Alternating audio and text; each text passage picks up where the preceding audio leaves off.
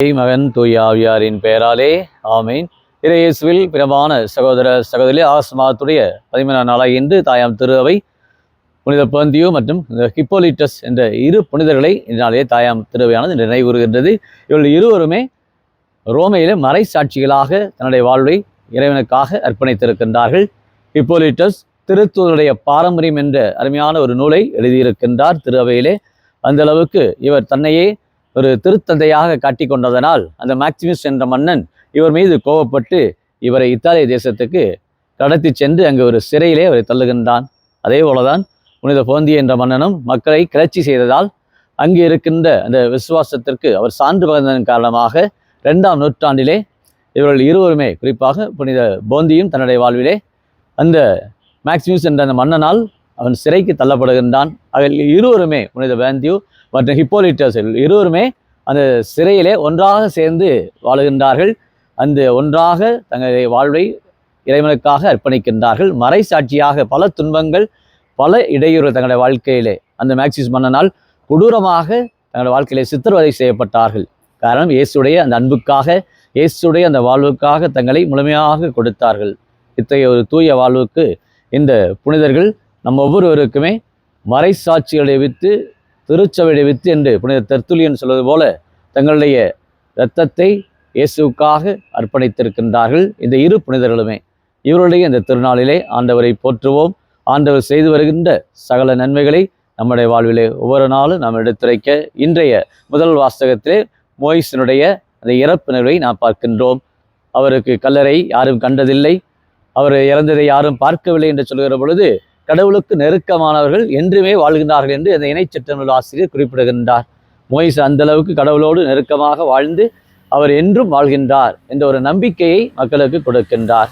அதே சமயத்தில் நற்செய்தியை நாம் பார்க்கிற பொழுது ஆண்டவர் இயேசு ஒருவர் தவறு செய்துவிட்டால் அவனை தனியாக அழைத்து அவனை திருத்த வேண்டும். அப்படி அவன் கேட்கவில்லை என்றால் 2-3 பேரோடு சேர்ந்து கலந்து பேசலாம். அப்படியும் கேட்கவில்லை என்றால் திருச்சபையிடம் சொல்ல வேண்டும். அதையும் கேட்கவில்லை என்றால் புறவனத்தான் போல ஆகட்டும் என்று குறிப்பிடுகின்றார். ஆக ஒருவரை நாம் திருத்தி அன்போடு கொண்டு வருவது நம் ஒவ்வொருடைய கடமை. அதைத்தான் மோயிசன் தன்னுடைய வாழ்விலே இந்த மக்களுக்காக தன்னுடைய வாழ்வை முழுமையாக அர்ப்பணித்து அவர்களை கண்டித்து திருத்துகின்றார். இஸ்ராயல் மக்களை அந்த பாலும் தேர்ந்து மொழி கானான் தேசத்தை அழைத்து செல்ல வேண்டும் நினைக்கின்றார். அந்த கடைசியில் அந்த மோவாப் நாட்டிலே அவர் அங்கு இறந்து விடுகின்றார். யோசுவாவை அவர் அனுப்பி வைக்கின்றார். இவ்வாறாக அவருடைய அந்த வாழ்விலே எப்பொழுதுமே கடவுளை மையப்படுத்திய ஒரு வாழ்வு, எப்பொழுதுமே மற்றவரை திருத்தி கொண்டு வர வேண்டும் என்ற ஒரு உயர்ந்த எண்ணத்தில் வாழ்ந்தவர் மோயிசன். அதைத்தான் இயேசுடைய வாழ்வில் நாம் பார்க்கிறோம். அனைவரையுமே அன்போடு கண்டித்து திருத்தி அனைவரையுமே நலமான சமூகத்தை படைக்க இன்றைக்கு நம்ம அழைக்கின்றார். ஆக நாம் எங்கு 2-3 பேர் ஒன்றாக கூடியிருக்கிறோமோ அங்கு கடவுள் மத்தியிலே இருக்கின்றார். இருவர் மனமொத்து கேட்கிற பொழுது கடவுள் நிச்சயம் நமக்கு கொடுப்பார் என்பதை ஒரு குழு அந்த ஜபத்தையும் ஆண்டவர் நம்ம ஒவ்வொரு கொடுப்புகிறார். தனியாக ஜெபிப்பதல்ல, மாறாக 2-3 பேராக சேர்ந்து மனமொத்து ஜெபிக்கிற பொழுது நிச்சயம் அவை நடக்கும் என்ற நம்பிக்கையை ஆண்டவர் ஒவ்வொருவருக்கும் குறிப்பிடுகின்றார். நம்முடைய வாழ்விலே எத்தகைய ஒரு ஜபத்தை இன்றைக்கு நாம் கொண்டு இருக்கிறோம். அது மன ஜபமாக இருக்கலாம், அது வாய்மொழி ஜபமாக இருக்கலாம். அது நம்முடைய வாழ்விலே இந்த ஜபத்தின் மீது நமக்கு முதலில் நம்பிக்கை இருக்கிறதா? நிச்சயம் நான் ஜெபித்தால் நிச்சயம் எனக்கு கிடைக்கும், ஜெபித்தால் நிச்சயம் நான் வாழ்வு பெறுவேன் என்று ஜெபித்தால் நான் நலமான சமூகத்தை படைப்பேன் என்ற நம்பிக்கை நம்மளே பிறக்கிறதா? சிந்திப்போம், ஜெபிப்போமாக.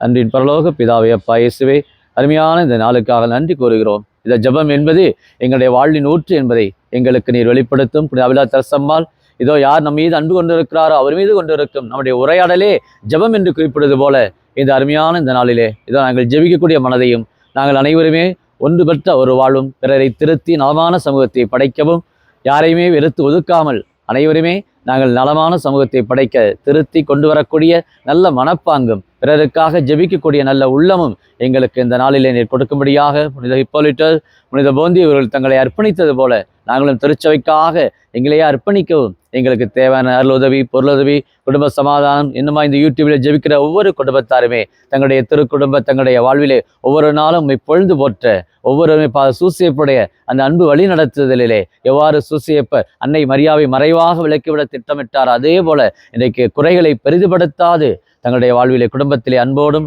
நலமான சமூகத்தையும் படைக்க தேவையான அருளுதவி பொருளுதவி தந்து அனைத்து குடும்பங்களையுமே இந்த நாளில் ஆசீர்வதிக்கும். அனைவருமே ஜபத்தால் கட்டப்பட, ஒவ்வொருவருமே இந்த ஜப உணர்வால் கட்டப்பட தேவையான எல்லா ஆசீர்வாதமும் இறை நம்பிக்கையும் ஒவ்வொரு குடும்பத்தாருக்குமே இந்த நாளில் கொடுக்க முடியாது. சூசை வழியாக இந்த நாளிலே கரத்திலே ஒப்புக் கொடுத்து வேண்டி ஜபிக்கிறோம். எங்கள் ஆண்டவராகிய கிறிஸ்து வழியாக உம்மை மன்றாடுகிறோம்.